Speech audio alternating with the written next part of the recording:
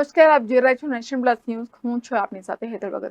વડોદરાના Varasiya ring road પર અચાનક જીબીનો જીવંત કેબલ વાયર ધડાકાભેર તૂટી પડ્યા બાદ આગ લાગતા નાસભાગના દ્રશ્યો સર્જાયા હતા.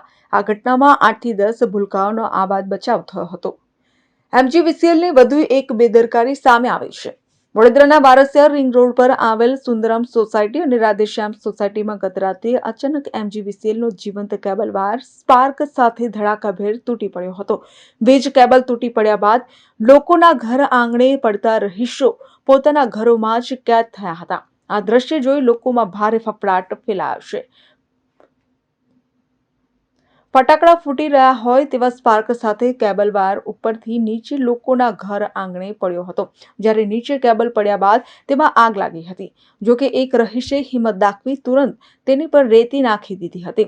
રહીશો ફરિયાદ બાદ યોગ્ય કામગીરી નહીં કરવામાં આવતા લોકો ભયના ઓથાર હેઠળ જીવન નિર્વાહ કરવા મજબૂર બન્યા છે. જોકે સદનસીબે આ ઘટનામાં 8 થી 10 ભૂલકાઓનો આબાદ બચાવ થયો હોવાનું જાણવા મળ્યું છે. બીજી તરફ આ ઘટના બાદ એમજીવીસીએલ સામે સોસાયટીના રહીશોએ ભારે આક્રોશ વ્યક્ત કર્યો હતો.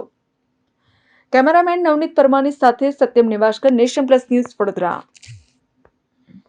સમાચારોના સતત અપડેટ માટે નેશન પ્લસ ન્યૂઝના યુટ્યુબ ચેનલને સબસ્ક્રાઇબ કરો, બેલ આઇકન દબાવો અને ફોલો કરો ઇન્સ્ટાગ્રામ, ફેસબુક અને ટ્વિટર પર.